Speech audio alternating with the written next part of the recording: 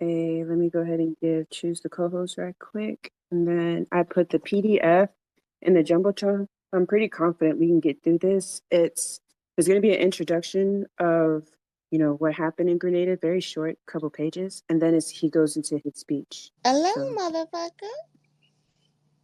what's up? So let me get this ready. Mm-mm-mm. Oh, you know what? I should put the expectations in the Jumbotron as well. Let me find it. Ooh, child. Hey, Ryan.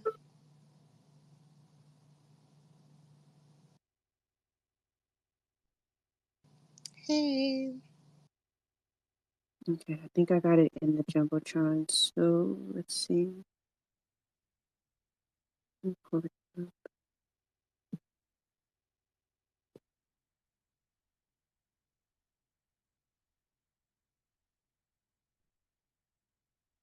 All right, so I'm gonna go ahead and jump right into it and see. Hold on, real quick. Oh, okay, cool. So it starts off: U.S. hands off Grenada. The following is based on an editorial that appeared in the November 4th, 1983 issue of Militant. October 27th, in the first such airborne invasion since Vietnam, nearly 2,000 U.S. Marines and Army Rangers stormed the tiny island of Grenada, October 25th. This naked and unprovoked aggression reveals the hatred of the U.S. ruling class for the example Grenada set in 1979 when it became the first Black country in the world to carry out a socialist revolution. As news of the criminal invasion spread, an outcry was heard around the world. Millions saw it as an ominous prelude to new U.S. military intervention against Nicaragua, Salvadorian liberation fighters, and others struggling for freedom in the region. The invasion of Grenada was preceded by the tragic developments that led to the assassination of Grenadian Prime Minister Maurice Bishop and many other top government leaders. These events have been deeply felt by workers in the United States, especially Blacks. The Grenadian people, like their sisters and brothers in Cuba and Nicaragua, demonstrated that it is possible, even for a tiny, oppressed nation, to throw off the racist, imperialist boot of Washington, to take power from the hands of the capitalists and landlords, and to establish a government that fights for the interest of working people. The U.S. rulers don't want us to know the truth about the gains they are destroying in Grenada, so they now claim Grenada was a terrorist island run by Cubans, not Grenadians, and that it was being built up as a Cuban army base, in quotes, and terrorist training camp, also in quotes, for Havana. But it is Washington that has turned Grenada into a U.S. army base to terrorize the Grenadian people and roll back what they won through their revolution. 6,000 U.S. troops now occupy the Black Island in an outrageous violation of the nation's right to self-determination and independence. What are the gains the Grenadian People Revolution achieved? In 1979, the Grenadians overthrew Eric Gary, a U.S.-backed tyrant, and replaced him with a government of workers and farmers led by the New Jewel Movement. That government, headed by Bishop, mobilized the toiling masses for 4.5 years to overcome the legacy of poverty, hunger, illiteracy left by centuries of colonial and capitalist rule. In short, time since 1979, the Grenadian government slashed unemployment from 49% to less than 14%. Thousands of acres of idle land were made available to small farmers for cooperatives. Women were given equal rights, and a vast program of healthcare, nutrition, adult education, and literacy classes was organized to transform the lives of the Grenadian people. Democratic councils were established all over the island. The Grenadian government asked for help from the world to accomplish these projects. Washington rejected the appeal, refused aid, and sabotaged Grenada's efforts to get loans from other nations. The Cuban government, in contrast, immediately responded by offering construction workers, doctors, technicians, and other assistance to the struggling, impoverished nation. Washington, meanwhile, stepped up its economic, diplomatic, and military threats against Grenada to try to force its people to back off from their revolution. It was the refusal of the New Jewel leadership and Grenadian people to retreat from their course and earn them the fear and hatred of U.S. imperialism and the profound admiration of workers all over the world. taking advantage of the devastating blow October 19th when Grenadian army officers overthrew the Bishop-led New Deal government. Reagan ordered a U.S. fleet en route to Lebanon to change course and invade Grenada. In the first hours of the invasion, Washington boasted that it was a complete success. This quickly changed as the Grenadian people, aided by Cuban construction workers on the island helping to build a new airport, fought back.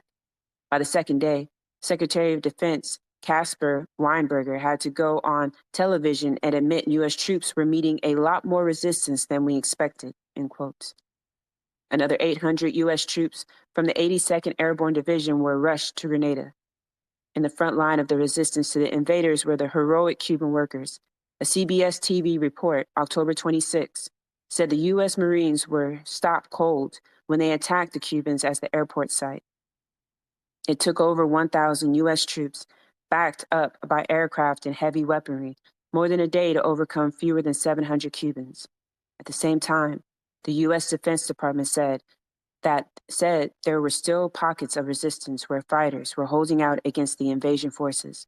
The Cuban government announced midday October 26 that the Cuban resistance had ended.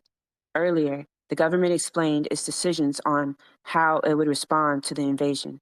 On October 25th, President Fidel Castro announced that Grenadian authorities had asked Cuba to send fighters to help repel the impending invasion. According to Radio Havana, the Cuban government responded that it was impossible to, and this part of this word is a little off, accede to the request for political and military reasons that were absolutely unfavorable to the organizing of prolonged resistance. At the same time, the radio station reporter Castro said that those Cubans in Grenada should remain at their post of work and should defend themselves if attacked by invading forces, despite the chilling of relations between Cuba and Grenada. Radio Havana announced. You ready? You ready for a break, babe? We could do it like page by page. So I'll finish Okay, this got page you. and then you'll pick up on that. Okay, got you. Despite the chilling relations between Cuba and Grenada, Radio Havana announced later that day, as the invasion was underway, that the U.S. invaders had taken Cubans hostage and demanded that all other Cubans surrender. The chief of the Cuban personnel indicated that they would not surrender under any circumstances and that they awaited instructions from their commander-in-chief, Fidel Castro. The Cuban government wired back immediately. We congratulate your heroic resistance. The Cuban people are proud of you. Do not surrender under any circumstances.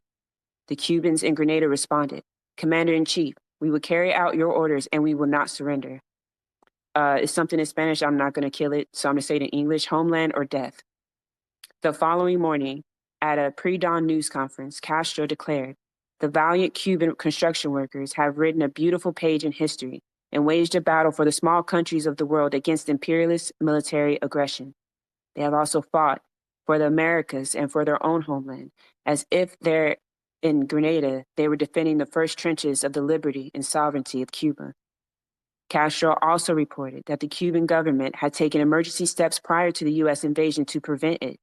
It had appealed directly to U.S. diplomatic personnel and offered to cooperate in any way possible to safely evacuate North Americans and other non-Grenadians so as to avoid violence and intervention. Washington spurned this proposal for peace and never even reported it to the American people, because the U.S. rulers had already decided on their criminal aggression, regardless of the loss of life suffered by U.S. citizens, Grenadians, or Cubans. The staggering military force sent against the 110,000 people of Grenada, including 6,000 U.S. Marines and Army Rangers, backed up by AC-130 airplane gunships and a dozen warships, including the aircraft carrier Independence, with some 70 combat planes abroad. In addition, 300 troops have been sent in by the island nations of Barbados, Jamaica, Antigua, St. Vincent, St. Lucia, Dominica, and St. Christopher Nevis. Grenada has an army of only 1,200 and a few thousand militia members. The invasion was kept secret from the American people until it was 4 hours underway. President Reagan then held a news conference defending the aggression by claiming American lives are at stake, referring to U.S. students at St. George's University School of Medicine in Grenada, that several East Caribbean nations had called on Washington to act and that the United States had to assist. in a joint effort to restore order and democracy on the island of Grenada. That was the quote. The idea that this murderous assault had anything to do with protecting the U.S. students was immediately denounced by the chancellor of the medical school himself, Dr. Charles Modica. We was just reading that the U.S. will create any excuse to invade, and one of their favorite excuses is to save American lives. Just wanted to say that that was wild, to just read that same thing. He reported that prior arrangements had been made within the U.S. State Department and U.S. Canadian authorities to peacefully remove the students. The invasion plans were kept secret from him. If anyone were to hurt the assault, he declared, Reagan, quote unquote, should be held accountable. Modica withdrew his statement a day after the State Department claimed him and called him in for a meeting. The quote unquote order and democracy U.S. Marines are bringing the Grenadian people. Law and order, said Secretary of State George Shultz, reminds one of the order brought to Black communities in the United States and the rebellions against racist oppression during the 1960s and 1970s. Law and order, quote unquote, at point of a bayonet or inflicted by club swinging, trigger happy cops. The fact is, Reagan, in total violation of Grenadian sovereign right to self-determination, has invaded the island to wipe out working class law and order conquered over the past 4.5 years by the Grenadian people under the leadership of the New Deal movement. This kind of law and order where the needs and interests of the toiling masses come first, where their rights are enforced against the tiny minority that owns the banks, businesses, and landed estates. When a sharp dispute split the New Deal movement leadership several weeks ago, culminating in the overthrow of the Bishop-led government and the assassination of central leaders of the revolution, Washington seized on this giant blow to maximize the damage it could do to the revolution in Grenada and worldwide. An international disinformation campaign was swiftly organized to confuse, disarm, and disrupt the workers' movement on a world scale in face of these tragic events. Quote unquote news stories flourished about Bishop being ousted by hardliners and Marxists because he was allegedly not moving fast enough in the construction of a socialist society. The Cuban and Soviet governments were charged, without a shred of proof, with organizing this anti-Bishop campaign, his murder, and the overthrow of his government. When a new military council declared it was replacing the Bishop-led government, the imperialists tried to portray it as Marxist. The goal was to poison the minds of the working people as to what genuine Marxism stands for. The government and Communist Party of Cuba issued a major statement October 20th answering these lies, setting straight Cuba's role in the Grenada events and clarifying for the world what genuine Marxism communism stands for, explaining that on principle they had not intervened at all in the Grenada events, and the statement declared that Bishop was among, and this is a quote, Bishop was among the political leaders who most enjoyed sympathy and respect among our people. No doctrine, no principle or position held up as revolutionary, and no internal division justifies atrocious proceedings like the physical elimination of Bishop and the outstanding group of honest and worthy leaders killed. That's the end of the quote. The imperialist invasion of Grenada and the danger of it spreading throughout Central and the Caribbean poses a major challenge to the U.S. labor movement. How should it respond?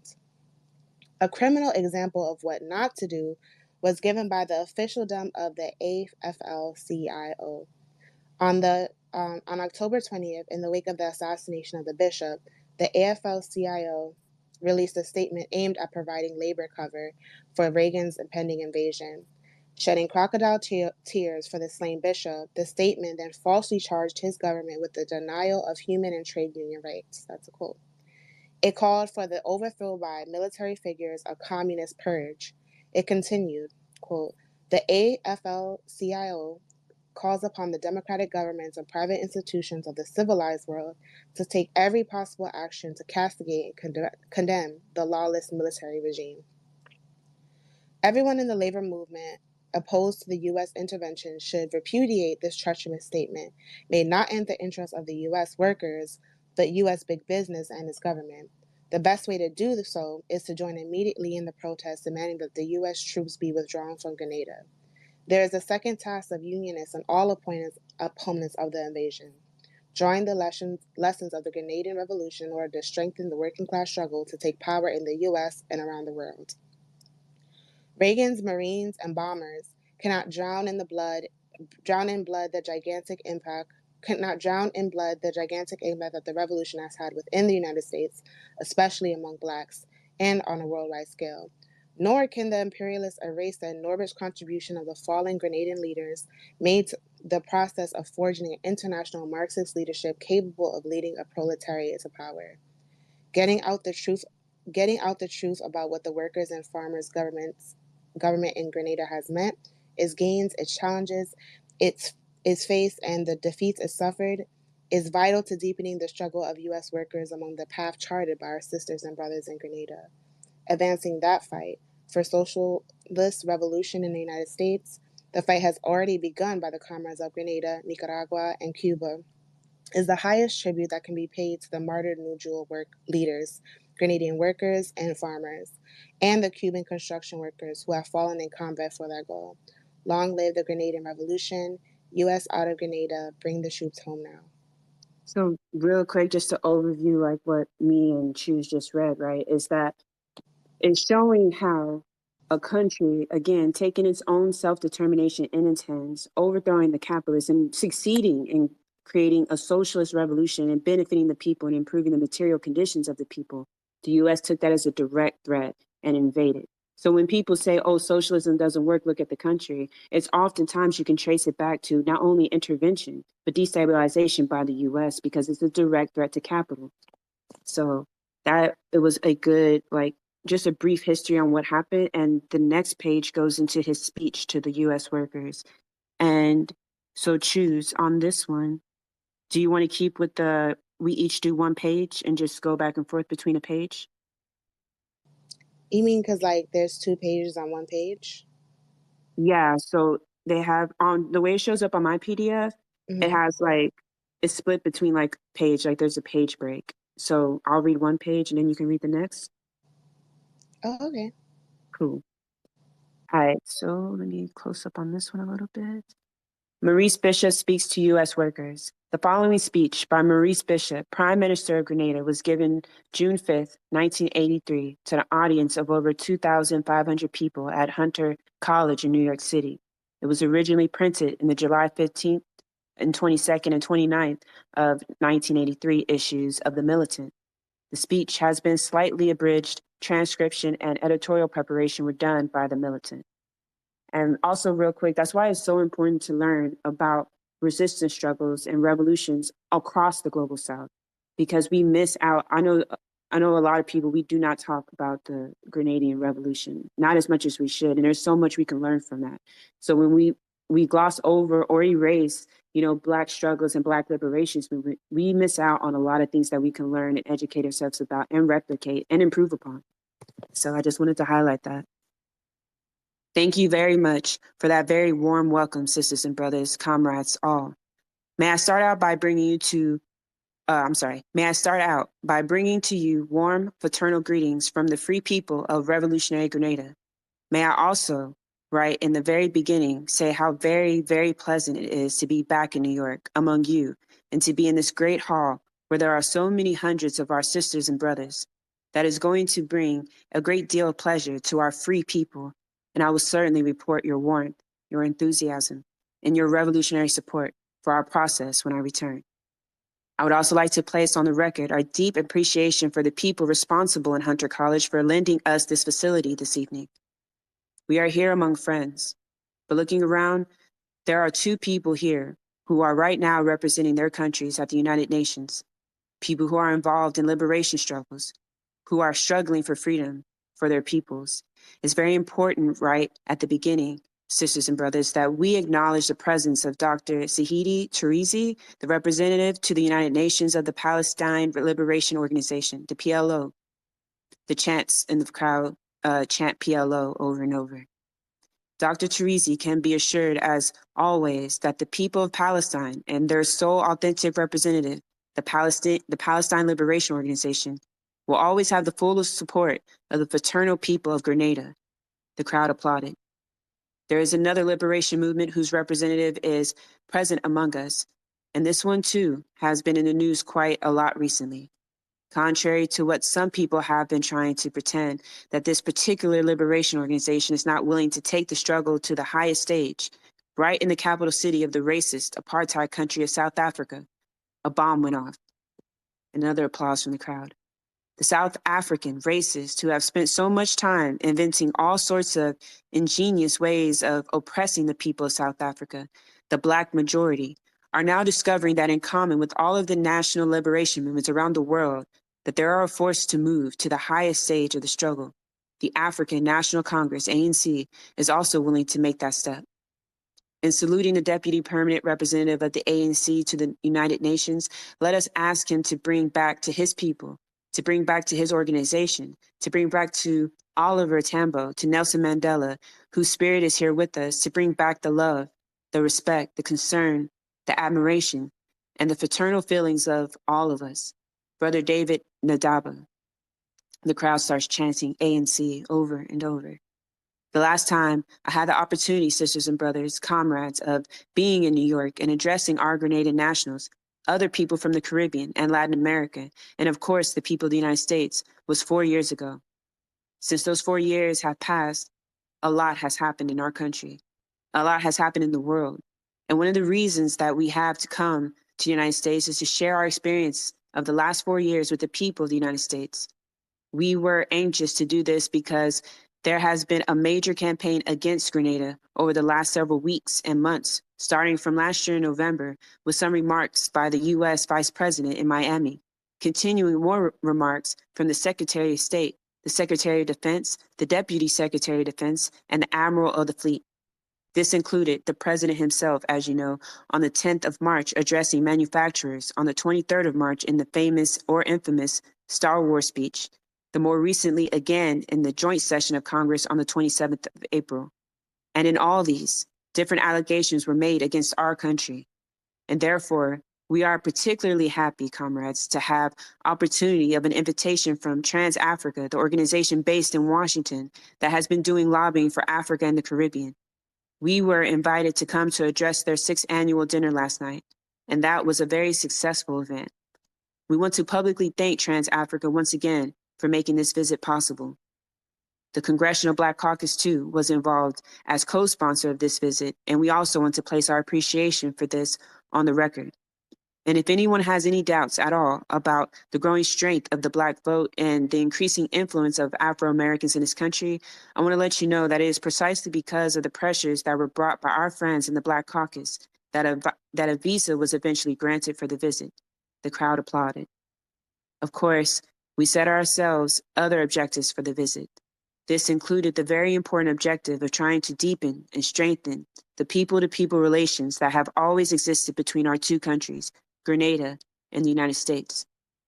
At the level of the people, there has never been any problem. We have always had excellent relations with the people of the United States. In fact, in some years, more American tourists come to our country than the entire population of our country. And if we go around and take a careful count, we may well discover that there are more Grenadians living in the United States than the whole population of Grenada. And on top of that, there are several Americans who reside permanently in our country, and there is a medical school in Grenada where over 700 young Americans are earning their right to become doctors. So, from our point of view, clearly, Black relations do not make sense. From our point of view, the need to ensure that even more American visitors come to our country every year is critical and a burning need. And the opportunity, therefore, to speak directly to the people of the United States is a very important opportunity.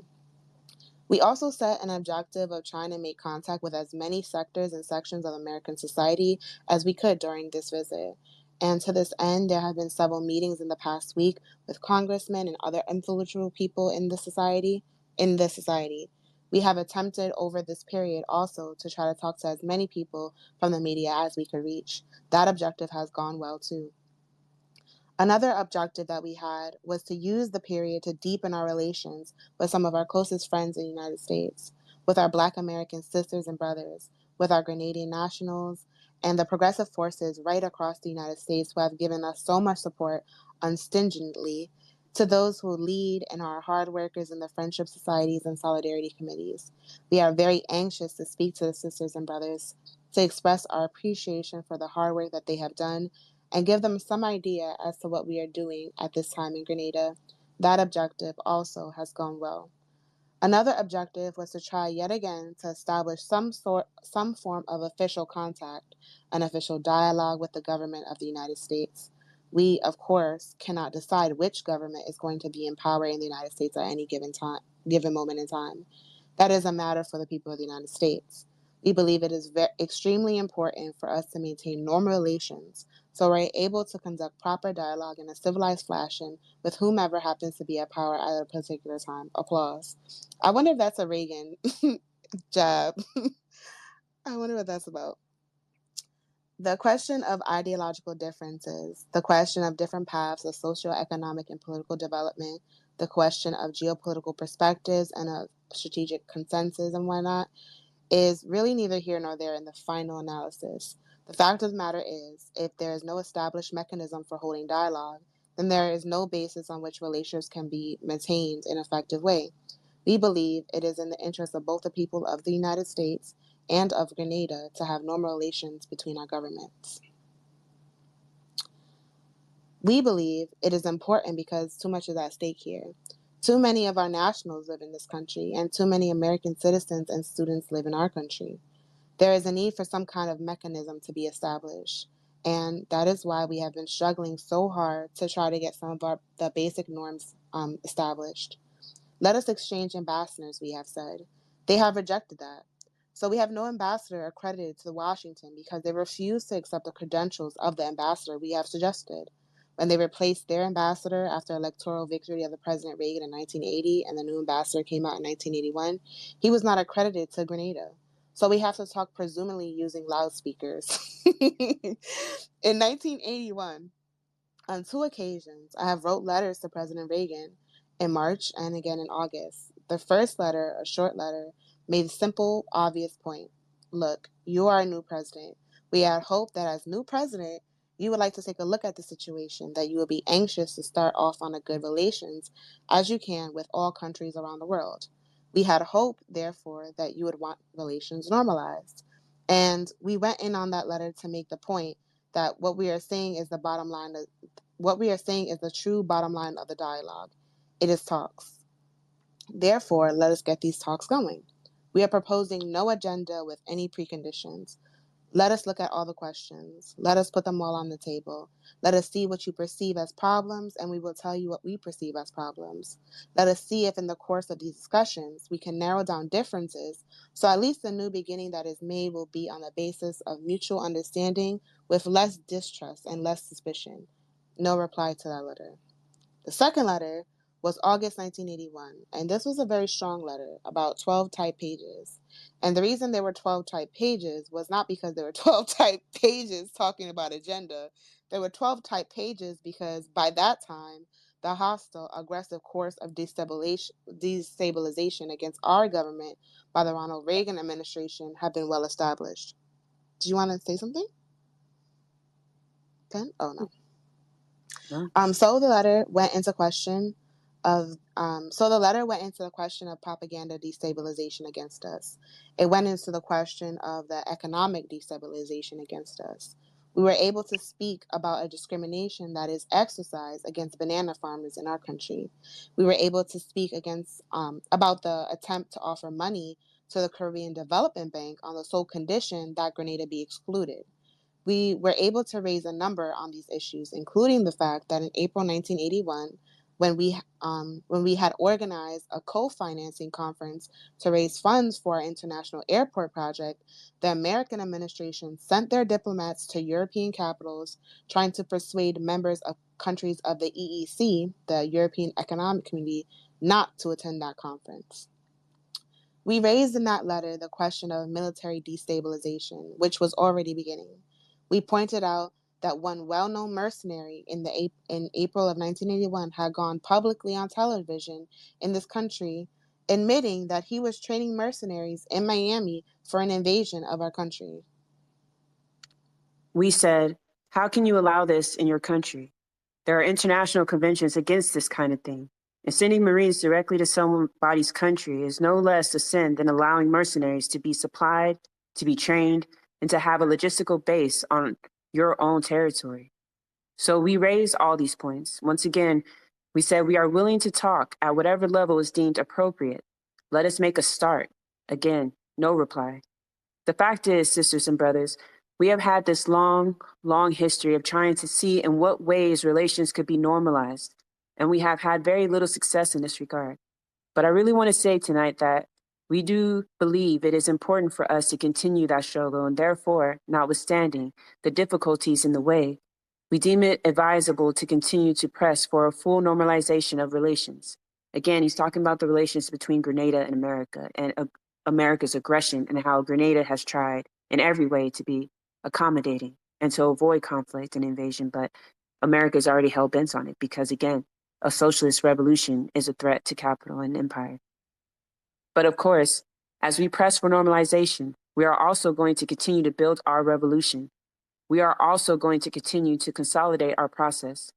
In the face of all the difficulties, in the face of the economic destabilization, the political, diplomatic, and military threats and pressure, we're going to stand on our feet and keep going forward.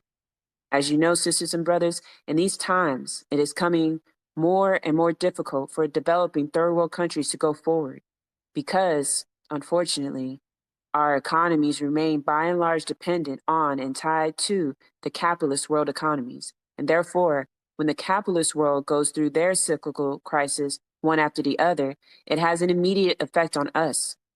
As we say at home, when the capitalist world catches a cold, we catch pneumonia. In the OECD, Organization for Economic Cooperation and Development, countries, for example, it is estimated that over 35 million people in the 12 to 13 countries are out of jobs. 35 million. It is estimated that in the United States, there are perhaps 12 million people out of work. In Britain, perhaps 4 million people out of work.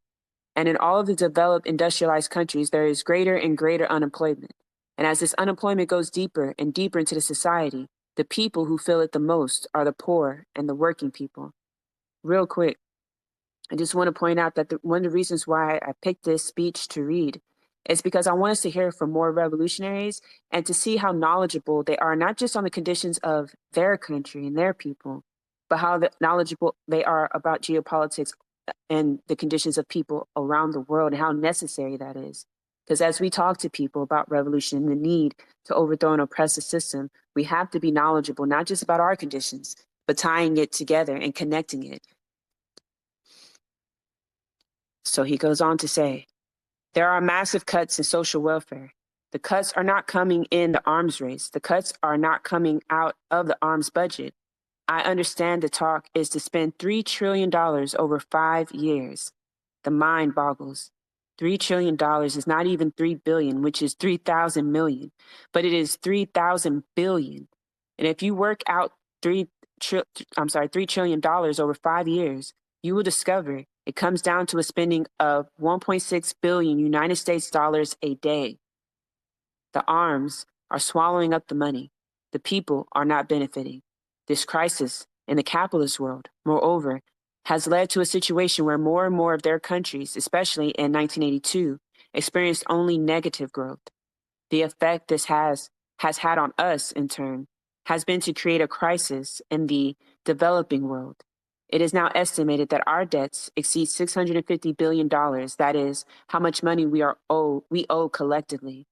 And it is not just the amount of money that is owed by one or two well-known cases like Mexico or Argentina, where you are talking about staggering debts of over $80 billion. But perhaps over 35 countries in the developing world now owe about $1 billion or more in debts in a context where they are still unable to create the necessary surpluses to repay the debts. Last year, $131 billion was spent by the countries of the third world in just servicing their debt and just paying the interest. That's debt slavery. It's sick. Last year, too, the purchasing power of the countries of the third world fell again and fell very, very dramatically. It is estimated that over the last 2 years, third world developing countries lost $85 billion and purchasing power, via the credits we lost, via the real price for our commodities because the prices keep falling, and via high interest rates.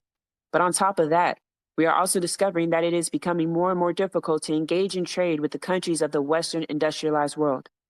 The developing world as a whole in 1955 had 40% of total world trade. But by 1969, that figure had dropped to 25%. In other words, we lost 15% of the world market. Trade is also increasingly difficult for us because of the high tariff barriers. The reality is that aid has also decreased quite dramatically for third world countries.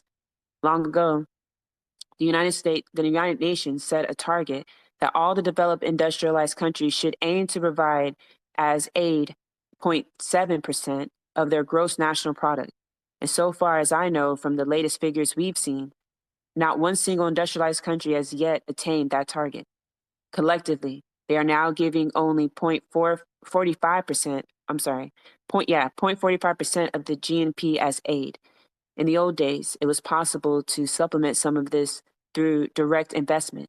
In Latin America, about 40 years ago, 43% of all direct United Nations investments went into Latin America. But by the beginning of the 1970s, that 43% had dropped to 17%. More and more, because of the influence of one or two countries, and in particular of one country, it is now becoming virtually impossible to get loans from the International Monetary Fund, IMF, or the World Bank. In fact, we know that there is a hit list which has been developed with countries like Grenada, Nicaragua, Angola, and Mozambique on it. Once any of these countries makes an application to the IMF, regardless of how good technically its program is, the instructions are to find all possible ways of blocking those sources of funding. They are forcing more and more third world countries to go directly to the international capital market, to the big commercial banks to get loans.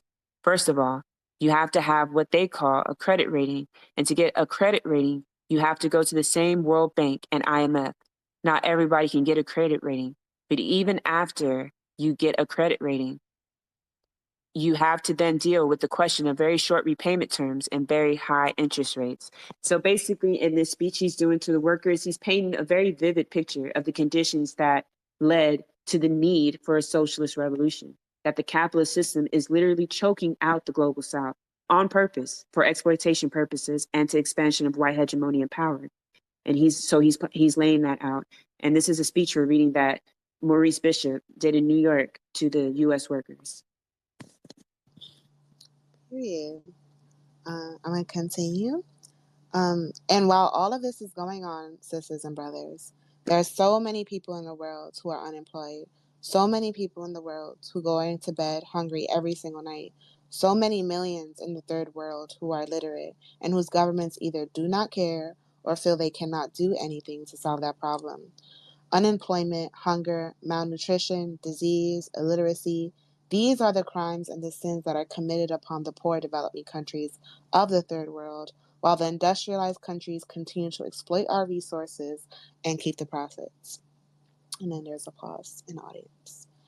Consider what happens to the sweat of a banana farmer or banana worker in Grenada. In Grenada, the particular transnational corporation we deal with is one called Geest Industries. Mr. Van Geest was a man who came from Holland originally, went to England, and opened up a flower shop. Then he discovered there was more money in ships than in flowers. He eventually developed a monopoly of transporting bananas from many, many Caribbean countries to the English market. It works out that for every dollar that is obtained from the sale of bananas, the banana workers and banana farmers share 10 cents, and the other 90 cents goes to, in one form or another, to Mr. Van Geest and his type. 10 cents for all that labor and sweat.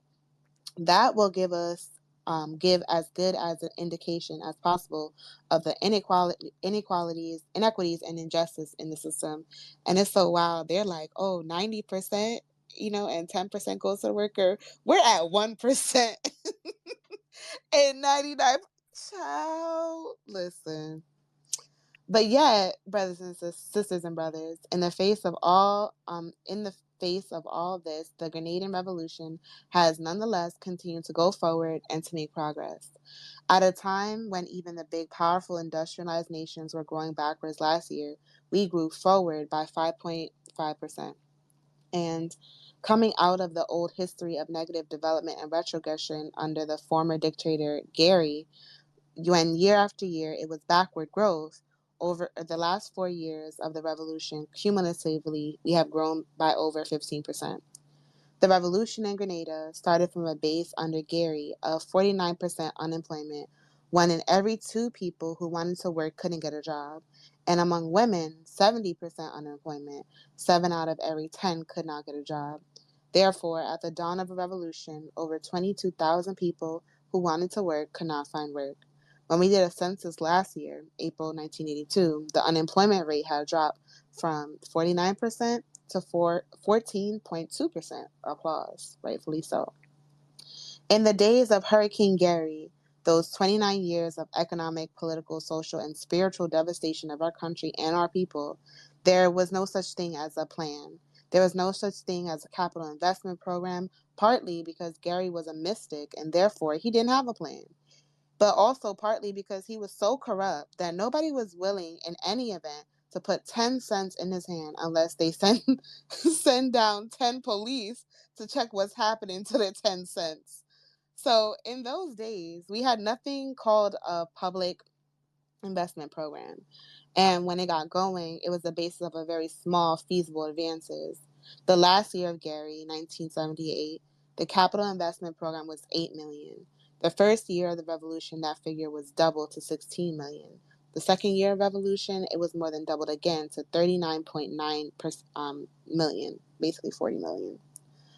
The experts were saying that this is impossible. You don't have enough resources, you don't have enough management, you don't have enough tractors, you don't have any trucks, you don't have enough engineers, you can't possibly do it. You are only lucky in 1979 when you doubled Gary's, and you are only lucky in 1980 again when you doubled your own. And then when we went in 1981, we doubled it again. And they say, we know you has the luck, but something is wrong. And the last year, in 1982, it went up to over 100 million. And then we gave them the secret. We told them that in the revolution, things operate differently than in a normal situation. There's a pause. We have been able to make these accomplishments because in Grenada, consistent with our 3 pillars of the revolution, where the first pillar is our people who are always at the center and heart and focus of all of our activities, we are able to mobilize and organize people to cut out waste, to cut corruption, to stamp out inefficiency, to move planning, to look out for production, to check on productivity, to make sure that state enterprises are not set up to be subsidized, but that state enterprises too must become viable, must make a profit, and therefore the state sector will have the surplus to bring the benefits. Our people have gladly been pulled into the economic process because our people see the benefits which the revolution has brought them.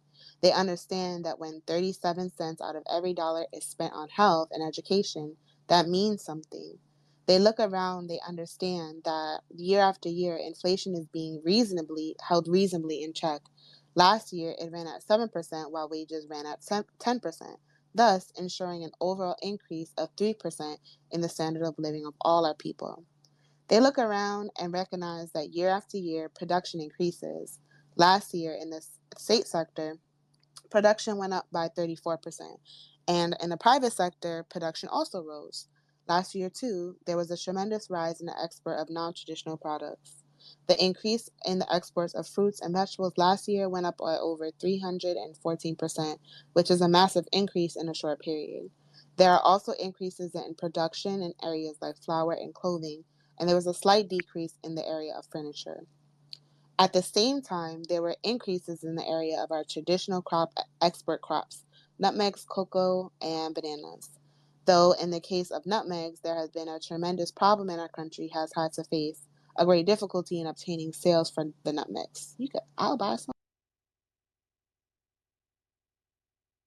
Hello?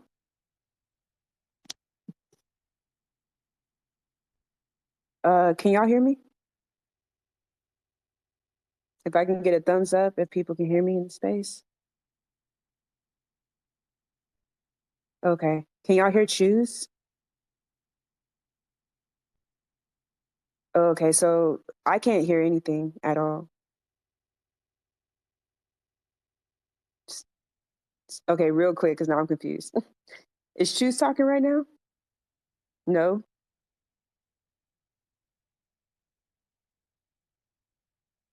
All right, hold on. Let me see. I gotta fix something because I can't hear anything.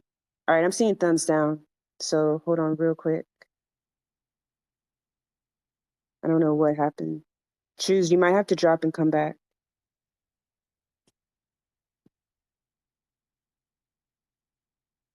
But okay, real quick, the consensus in the room. Can y'all show a thumbs up emoji if y'all can hear me? Can anybody hear me? All right, cool. I see the emojis now. So choose is going to be connecting and coming back. There was some kind of glitch. Oh, appreciate y'all. Thank you. Because I thought I was going to have to end the space. So this space is going to be a little longer than an hour because this is a very short like pamphlet.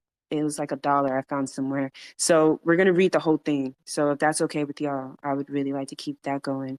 I'm going to wait for Choose to come back. And that way we can keep reading. Here, let me see if I have to invite her. Because I don't even see her in the space anymore. She might have to restart the app or something. While we wait, I'm going to go ahead because she'll probably text me and let me know that she's back in the space. I'm going to keep reading. Let's see. 300. At the same time, there were some increases in the area of traditional export crops, nutmegs, cocoa, and bananas. Though in this case of nutmegs, there has been a tremendous problem. Our country has had to face a great difficulty in obtaining sales of the nutmegs. When you're producing something like nutmegs, which is really meant primarily as a spicy flavor for foods, and when there is a crisis or a recession or whatever, the fancy name we use, then people stop putting the spices in the food and therefore your nutmegs accumulate. So real quick, what he just did is a compare and contrast. He talked about what the conditions were under a capitalist imperialist hand in over Grenada, and then what happened when the people liberated themselves and the improvement of the material conditions. Again, the reason why America saw Grenada in its socialist revolution, black socialist, sorry, y'all, that was my ice machine, black socialist revolution as a threat is because it clears that facade that America tries to sell and indoctrinates its academic class to spew to us that somehow capitalism has risen people out of poverty, when it's actually the opposite.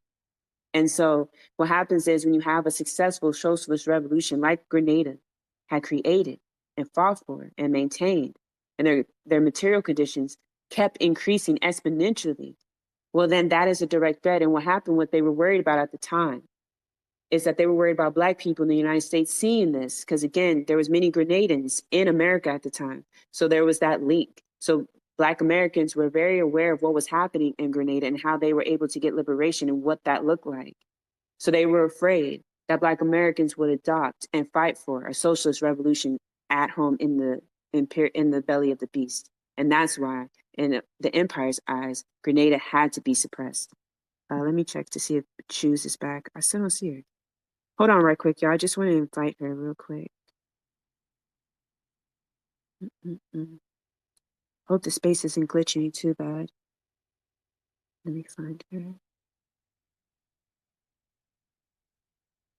Okay, I'm not sure. She's not online anymore, so I guess I'm gonna thug it out. I, you know what? Let me text her right quick to see what's happening. Sorry, y'all. Just a quick pause.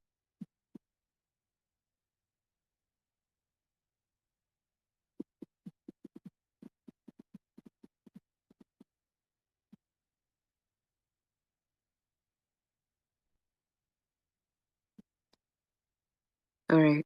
So I'm gonna go ahead and pick up, and I'm on page 16.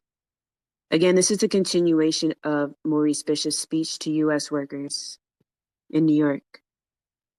But our people in Grenada are not only able to see these economic achievements in the broad terms in which I have described them, but they are able to feel what these benefits mean to them in a concrete and material way. Because today, the money that the people of Grenada use, they no longer have to spend. Oh, okay. Choose's phone died, so unfortunately we won't have a co-host. So I'm gonna just thug it through the rest of this speech until their phone charges. But our people in Grenada are not only able to see these economic achievements in the broad terms in which I have described them, but they are able to feel what these benefits mean to them in a concrete and material way. Because today, the money, oh, okay, hold on. I think they're back. Let me see.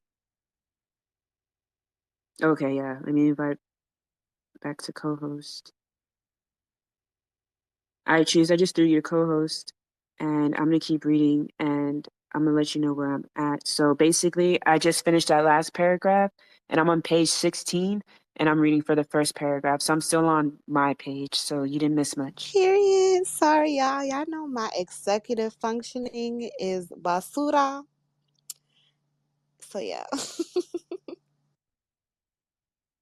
But our people in Grenada are not only able to see these economic achievements in broad terms in which I've described them, but they are able to feel what these benefits mean in them in a concrete and material way. Because today, the money that the people of Grenada use to have to spend, for example, when they went to a doctor or a dentist, they no longer have to spend because they now have free healthcare.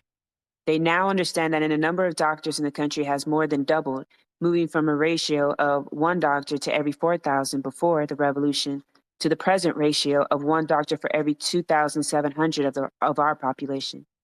Moving from a situation before the revolution where there was just one dental clinic for the whole country, today there are 7 dental clinics, including one for our offshore islands of Caraco and Petite Martinique. Our people understand the value and the benefits of free secondary education because they know now that once their children are able to pass a common entrance exam and get into secondary schools, they no longer have to worry about finding those fees, which for agricultural workers, for example, was very often impossible. But not just free secondary education, but in effect, free university education. Moving from a situation before the revolution where in the last year of Gary, just 3 people went abroad on university scholarship, and they happened to include Gary's daughter, another minister's daughter. We moved from that situation to the first 6 months of the revolution, when 109 students went abroad on free university scholarship. Our people are more and more getting to understand what we mean when we say that education to us is liberation, that education is a strategic concern for this government. That is why this year is the year we have named the year of political and academic education. We understand the importance of bringing education to our people, of raising their consciousness, of promoting worker education classes in the workplace, and at the same time, giving them an academic education, providing them with skills, training, ensuring that those who are not able to read and to write are now able to do so. Following the establishment of the Center for Popular Education, CPE, program in early 1980, within 1 year, the literacy figure in Grenada was reduced to 2% of the entire population. And UNESCO, the United Nations body dealing with education, says if you have less than 5% illiteracy, you do not have an illiteracy problem. The fact is that while illiteracy has now been removed, there is still a serious problem of functional literacy, and therefore the second phase of the CPE program has started. In this phase of adult education, which our people at home call the night schools, for 2 nights a week, 3 hours each, in other words, 6 hours a week, agricultural workers, farmers in our country, clerical workers, factory workers, unemployed youth who have dropped out of school, more and more of them are now going to one of the 72 centers operating around the country, bringing this night school education to our people. I really want the sisters and brothers to understand just how difficult this task is. If you can reflect back on the normal daily habits of the average agricultural worker throughout the 50s, 60s, 70s, and to a great extent still today, we are to be frank and honest. We understand how difficult it is to run an adult education program. The average agricultural worker goes to work early in the morning, goes home in the afternoon, does a little back gardening, then maybe heads to the rum shop to play some dominoes or sit down to talk with the partners. To ask such an agricultural worker now to come out twice a week to a night school and for 3 hours to sit down and go through a formal education course is really asking a lot. during the very first experience we had with the literacy phase in 1980. I remember holding several meetings from time to time with the CPE mobilizers and CPE educators, and over again, those comrades would say that the problem is you cannot persuade the sisters and brothers to be consistent. Some nights, when they're reaching a house and they knock on the door and they say, "Where's your husband?" She say, "Not here." And when you look under the bed, you see the man hiding. In other words, it is a very difficult task, but it is a task we are trying to accomplish. What is the background and tradition we have had? It is a background and tradition that has, generally speaking, worshiped materialism. It is a background and tradition that has meant that because of the ravages of colonialism, our people have always seen themselves as transients. Our people have always had a visa mentality, and the whole point was to catch the next boat or plane to go abroad. Coming out of the colonial experience and fed daily all of the rubbish that we are fed through the newspapers, the radios, the television, where they are proclaiming the virtues of materialism, where they are proclaiming the importance of every single person having a video and having the latest kind of radio, not only came out 6 months ago, not to mention the newest kind of shampoo. That kind of thing feeds consumerism, feeds economism, and helps to hold a society back. In our country, many people have as a sole aspiration the need to have a motor car. The fact that a motor car means foreign exchange earnings to have to go out because we don't produce motor cars, that it means that more money has to be spent on gas. These things are not so easily explainable because of the political education that is daily taking place through the imperialist media. The reason the people of Vietnam are quite content and happy that virtually every citizen can ride around Vietnam on a bicycle is in part because they have not been exposed to the corrupt and decadent values. But if we ask our people to take up a bicycle instead, of course, that is a problem. In Grenada, it's a double problem because Grenada is one big mountain and bicycles really can't work. Ooh, chill. Imagine taking a bicycle throughout Grenada, how big your cheeks would get. You'd be caked up on a Tuesday afternoon. Let me stop. Um, 10, it's been an hour. Do you want to? No, we were saying that we're going to get through the book. It's not long. Hello? Can is Cheese Yeah, talking? no, sorry. I don't know why it muted me. But okay. But our people in Grenada are not only able to see these economic achievements in the broad terms in which I have described them, but they are able to feel what these benefits mean to them in a concrete and material way. Because today, the money that the people of Grenada use to have to spend, for example, when they went to see a doctor or a dentist, they no longer have to spend because now they have free healthcare. They now understand that the number of doctors in the country has more than doubled, moving from the ratio of one doctor to every 4,000 before the revolution to the present ratio. Wait, yo, Choose. What page are you on? Oh my God, did my thing move? Yeah, so we read that one already. You're on page 18 at the bottom of say I 18, was and it starts like, with, okay, cool. Thank you.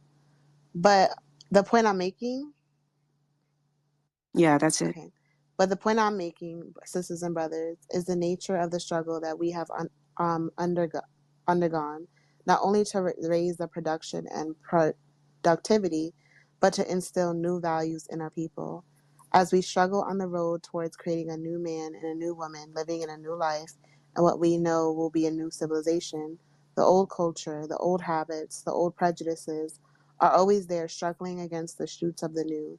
That is a struggle that we have resolutely waged every single day of our lives. But it is much easier for our people to make those sacrifices. It is much easier for them to accept the importance of these things, which they have not been in the habit of doing, because now they know that for the first time, material benefits are coming. Our people now understand that what they put out will come back, whether through free healthcare or free education or the number of jobs created. With the free milk distribution program in our country last year, a small island like Grenada, 73,000 pounds of milk were distributed free every single month to over 50,000 people, nearly half of the population. Last year, too, under the House Repair program in our country, over 17,240 individuals benefited. Under this program, the poorest workers in our country are entitled to a loan to repair their houses, to fix the roofs, to fix the floors, to make sure that rain does not fall on a child while he's trying to study. And after the materials are given to the worker then repays over 6 years at a rate of $5 a month out of his wages. If he had gone to a bank and knocked, let us say, on the door of Mr. Barclays, the first thing Mr. Barclays would ask him is, "Where's your collateral?" And maybe, if he understands that big word, he puts out his cutlass and says, "Look, no collateral." But even if he got past that word and was able to find some collateral somehow or the other, there is still another hurdle that he would have to go over. Because then he discovers that a loan could only be for over 1 year. And a $1,000 loan at 12.5% interest over 12 months would mean a monthly repayment of over $88 a month. That means that just about no agriculture worker would have been able to afford it. And that is why today the agricultural workers understand what the revolution is about, because they have felt the weight of the revolution. The people understand that in all areas of their basic needs, attempts are being made to solve these problems. 2.5 million gallons more of water, pipe-borne water, are flowing into the homes of Grenadians at this time. Before the revolution, in many homes and in many parts of the country, pipes had actually rusted up because water had not passed there for years. The pipes just stayed there and corroded. The people understand what it means when electrification is brought to their village. The people understand what it means when they know by the middle of next year, we will have doubled the electricity output and capacity in our country, and therefore more people will have the possibility of using electricity. 30% of the lowest paid workers in our country no longer pay any income tax at all. Oh my God, that's so beautiful. These workers take home all their money. Old age pensioners had their pension increased by 10% last year, and this year it is going up by 12.5%. Our people know that last year, some 43 million were spent on the International Airport project alone, and another 40 million will be spent on that project this year again. They know that last year, over 49 miles of feeder roads were built, feeder roads being the roads that connect the farmers to the main roads. So now the produce can be brought out safely. They know that apart from the 49 miles of feeder roads, the 15 miles of farm roads were built, and 14 new miles of main roads were also built, totaling therefore something like 78 new miles of roads in our country last year alone. Our people, therefore, have got a greater and deeper understanding of what the revolution means and what it has brought to them. They certainly understand very, very clearly that when some people attack us on the grounds of human rights, when some people attack us on the grounds of constituting a threat to national security of other countries, our people understand that this is foolishness. They know the real value has to do with the fact of the revolution and the benefits that the revolution is bringing to the people of our country. The real reason for all this hostility is because some perceive what is happening in Grenada can lay the basis for a new socio-economic and political path of development. They give all kinds of reasons and excuses, some of them credible, some of them utter rubbish. We saw an interesting one recently in a secret report to the State Department. I want to tell you about that one so you can reflect on it. The secret report made this point, that the Grenada Revolution is in one sense even worse, and I'm using their language, than the Cuban and Nicaraguan revolutions because the people of Grenada and the leadership of Grenada speak English and therefore can communicate directly with the people of the United States. Applause is in the speech. I can see from your applause, sisters and brothers, that you agree with that report. But I want to tell you what the same report said that also made us very dangerous. That is, the people of Grenada and the leadership of Grenada are predominantly Black.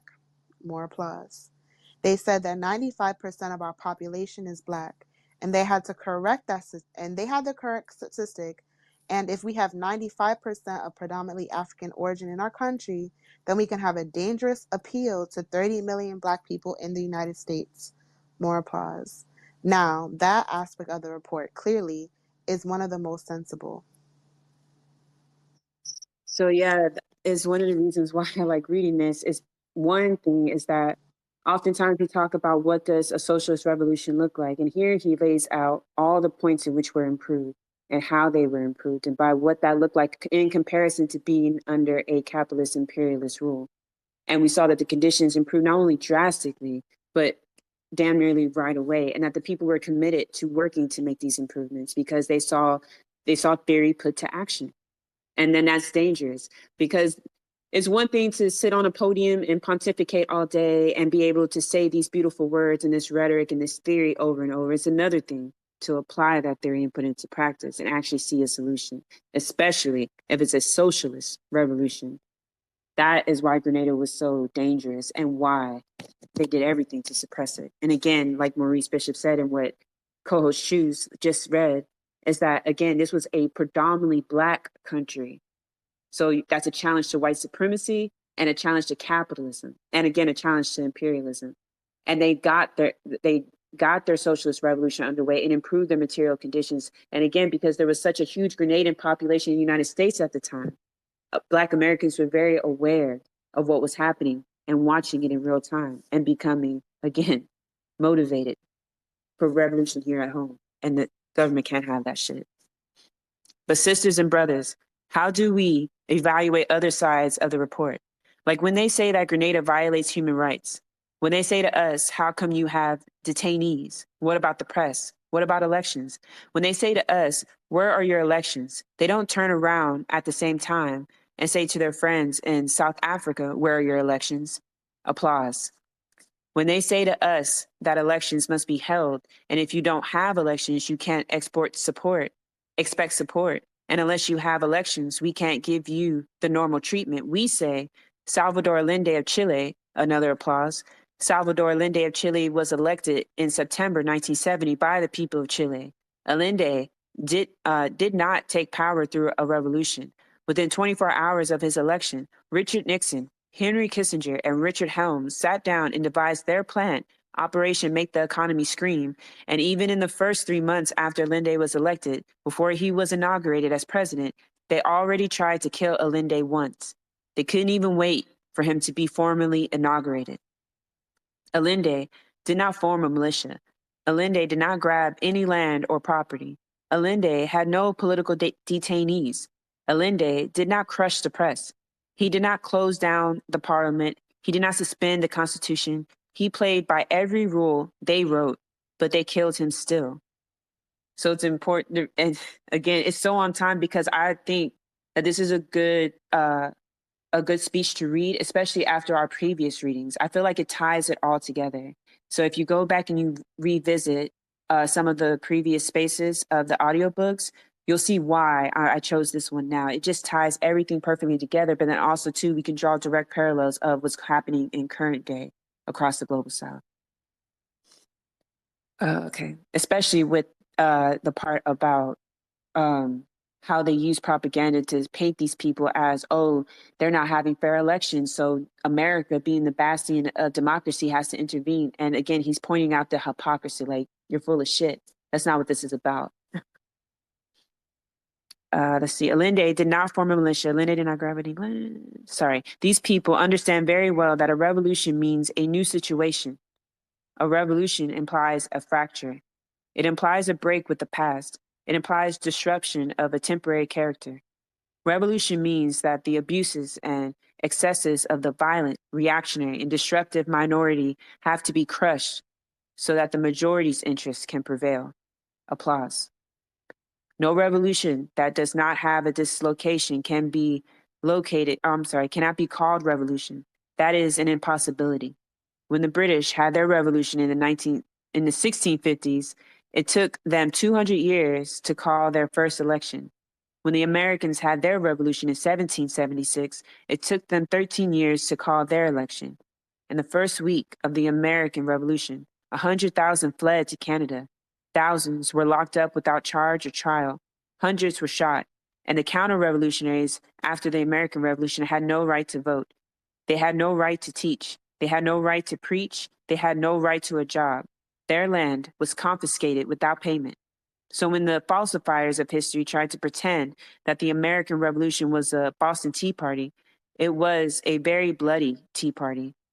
So there's a book by one of my favorite people and one of the most important people of our time, in my opinion, Gerald Horne. There's a book called The Counter-Revolution of 1776, and we're going to do a space on that because It is such important work. The fact of the matter is, sisters and brothers, if we are to be honest about this question, whenever revolution comes, the same questions face the leaders of the revolution. One question always is, what do you do with the bloody-minded murderers, the criminals, the ones who propped up the dictatorship, the ones who led to disappearances of our people, the ones who were beating the people, who were killing the people? Revolutions answer that question in different ways. Some people take them out in the streets, line them up, and shoot them down. That is one answer. Some other people pretend that they went into the bush, and while they were in the bush as guerrillas, they shoot them down too. Some other people create special courts to deal with them. I am not passing judgment on any of these three models. The Grenada Revolution did not have the appetite for any of those three models. So we took what we say was the humanitarian course. We detained them and treated them well. And you know, it is highly significant that of the 400 to 500 people picked up by our masses on Revolution Day on the 13th of March, not one of these mongoose gang elements arrived in jail with even a scratch on them. And the only reason that happened is because our people at home understand the principled position that a revolution takes on no revenge, no victimization, no torture, no ill treatment of anyone, regardless of what they have done. It is because our people understood this, something that very often happens in all revolutions. The spontaneous upheaval of the masses did not really happen in Grenada. A church-based organization in Washington called EPICA, EPICA, wrote a book last year on Grenada. They called it Grenada, the Peaceful Revolution. We can understand why. So when these elements come and make these statements, we understand only too well where they are coming from, because they understand that the processes and procedures for review are ongoing procedures. They understand that in Grenada, no one is ever interfered with for what he says. No one is ever interfered with for what he writes. In fact, today, criticism is deeper than ever in the society in a constructive way. Our people also understand that the first law of revolution is that a revolution must survive, must consolidate, so more benefits can come to them. And because of this fact, the revolution has laid down as a law that nobody, regardless of who you are, will be allowed to be involved in any activity surrounding the overthrow of the government by the use of armed violence. And anyone who moves in that direction will be ruthlessly crushed. There's an applause. But we also feel, sisters and brothers, that the time has come for us to make another step along the way toward institutionalizing the process that we have been building for 4 years. And that is, while only yesterday in Grenada, the new chairman of the Constitutional Commission arrived in our capital city, St. George's, from Trinidad and Tobago, to announce the formation of the Constitutional Commission that has now undertaken the task of drafting a new constitution for our young revolution. This constitution is not really going to look like the one that the Queen gave us in 1974. That constitution, as we remember, was one of the main reasons for the struggles of 73 and 74, when so many of us were beaten and jailed, when our families and compatriots were being murdered. One of the main reasons for that struggle was because our people were saying we wanted to be involved in the process of drafting the new constitution. And Gary did not allow us that right. And the Queen of England could have stayed in the Buckingham Palace, put it in an envelope, put a stamp on it, and posted it to Gary. That was the total involvement of Grenada in that constitution. This time around, the constitution is going to come out of the bowels of our people and out of our earth. Our people will have their input, and they will decide what they want to see to go. What they want to see to go into that constitution. This time around, the constitution will not just entrench empty rights, but entrench rights and also provide remedies for enforcement of those rights. Chapter 1 of our present constitution has 12 freedoms, fundamental freedoms. But anytime those rights are infringed and you go before the courts to see if there's anything you can do about that, first of all, you can only go by way of a constitutional motion. Secondly, that means you can only go in the high court, not the magistrate's court, which of course means money. And thirdly, when you reach the high court, even if the judge agrees with you and you win your case, the most the judge can give you is what they call a declaratory order, which declares your rights. Now, when you bring your declaratory order to the government, you then discover another maxim of the law. You cannot enforce against the crown. In other words, you have paper judgment in your hands that you can do nothing with. We are going to want to put rights into the Constitution, rights which can be enforced in a way that the people can themselves manage, and rights which, once the remedies are provided, will in fact be allowed by our government. A Constitution with real teeth. Our new Constitution is also certainly going to institutionalize and entrench the systems of popular democracy, which have been building over the last 4 years in our country. Apart from the usual national elections, which will of course be there too, we are going to ensure these embryonic organs of popular democracy continue to have a place. Because to us, democracy is much, much more than just an election. To us, democracy is a great deal more than just the right to put X next to Tweedledum or Tweedledee every 5 years. The second principle of democracy for us is responsibilities. So the elected officials must at all times ensure that the mandate they are carrying out, if mandate it is a mandate the people want. And part of that responsibility means the right to recall those we elect must be entrenched. We don't believe in Grenada in we don't believe in Grenada in presidents for life or electing people for life. We believe in service for life. When you stop serving, you must be recalled to get out of the way for somebody else to serve. The third principle of democracy is participating mechanisms, popular participation. We accept the well known definition of Abraham Lincoln. Lincoln said of democracy that it is the government of, for, and by the people. I accept that. It's a good definition. But if it is government of, for, and by the people, then it can't not just be government of the people you elect. It also has to be for the people and has to be by them. They have to have a way of participating. That is what the word by means. If that is absent, then you don't really have a democracy. So we are saying we need to have mechanisms that ensure the people have a way of giving expression to their own feelings and concerns. And some of the more developed industrialized countries that have had hundreds of years to build democracy, a number of things have developed that are perhaps helpful. Some of them have genuinely free and responsible press. Some of them genuinely allow all sections to express their views. Some of them have very effective lobbies where virtually every interest in society can find their way to get their matter raised in Congress or Parliament. Some of them, of course, have highly literate people and highly developed political opinion of people who can interpret for themselves to some extent. One form or of one form or the other of democracy may or may not be correct in those situations. Westminster parliamentary democracy, let us say, may be well acceptable to the people of England. I cannot speak to that. But I know that for the people of Grenada, at this stage in our history, Westminster parliamentary democracy is really Westminster parliamentary hypocrisy. Ooh, that sounded like a bar. I don't know what he's talking about, but it sounded lit. And then there was a pause after that, so it must have been lit. We believe that it's very important for the people to have a voice in running their affairs. One way is the creation of mass organizations of our people, the National Women's Organization, the National Youth Organization, the Farmers Union, and of course, the labor unions. Before the revolution, Gary had passed a law in 1978, the Essential Services Act, which took away the right to strike from the workers of our country. We not only repealed that law, but instead we passed a new law, Recognition of Trade Unions Law, which any time in the workplace, 51% of workers indicate that they want to form or join a union of their choice, that union must be recognized by the employer. Not only were the women of the country without work before the revolution, the women in our country were also the most harassed and victimized of any section of our population.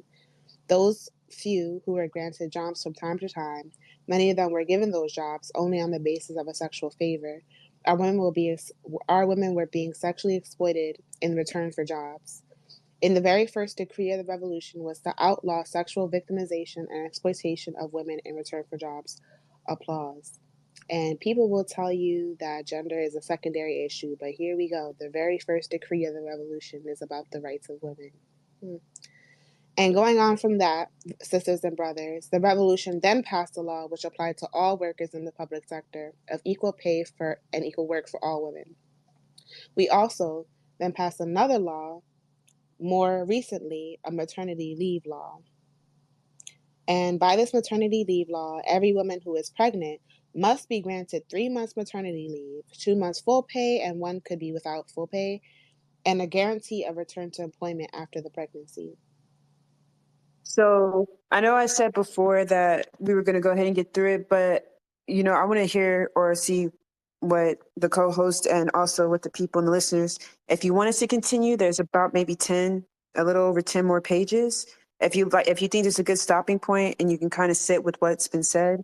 Again, it's a lot, and I encourage people to read the PDF. It's very short, but he brings up things that we should be thinking about on what, changing our material conditions look like. And also, like Choose was saying, compare it to how people talk today about what liberation looks like. Oftentimes people will tell us like, oh, let's just put Black first and everything else comes secondary. Or let's just put this one group first, let's put class first and white supremacy comes secondary. And it's like, no, that's not how this works. And again, we see it in real time and we see what happens when we actually approach this on a principled level. And again, in a constructive way, it actually changes the material conditions of the people and it's a true socialist revolution.